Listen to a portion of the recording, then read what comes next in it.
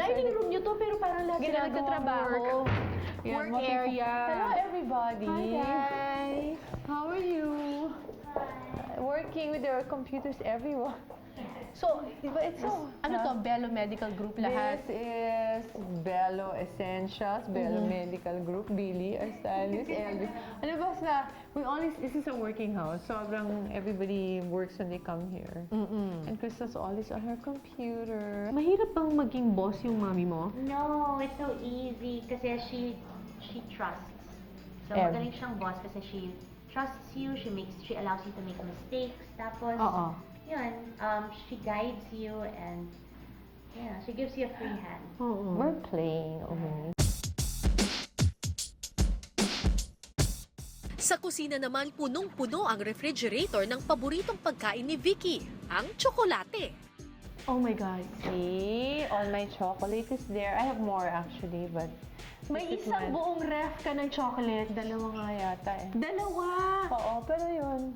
This is my favorite chocolate. No, this is not, but this is Pachiba. Yeah, Pach. People give me all the time eh. Ito ba? May chocolate din to? Hindi yata eh. Ano These are naman? more.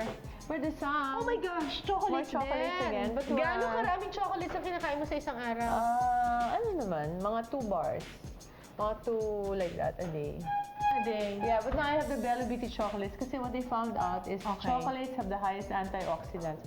Ayan, Okay. see here? So, ito, chocolate ito na hindi nakakataba? Hindi nakakataba. Nakawala na may ganun ba? Yes! Oh, and then here they have ORAC value. It's a very good antioxidant. Bago pa man siya kilalaning Doctor to the Stars, isang masakit na nakaraan ang nag-udyok kay Vicky Bello na pasukin ang mundo ng pagpapaganda. Bukod sa ang tawag sa iyo ay Doctor to the Stars, you're also the ambassadress of beauty. Dami kong title, ano? But did you ever see yourself as beautiful when you were young? No, not at all. I think that's why pumasok ako sa negosyo na to or sa career na to dahil I felt very pangit, di ba? Nung bata ka? Nung bata, kasi anong nangyari, I'm adopted and inadopt ako ng kapatid ng nanay ko. And ang tinutukso ko ng mga kaibigan ko, mga classmates ko when I was 5 or 6 years old, na tinatanong nila ako, bakit ka ba binigay? Dahil pangit ka?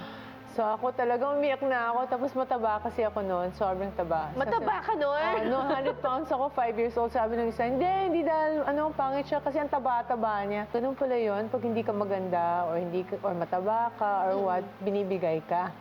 So nung 5 years old pa lang ako, sinabi ko na sa sarili ko na I'll spend the rest of my life making everybody beautiful. Papagandahin ko yung buong Pilipinas para mamahalin sila.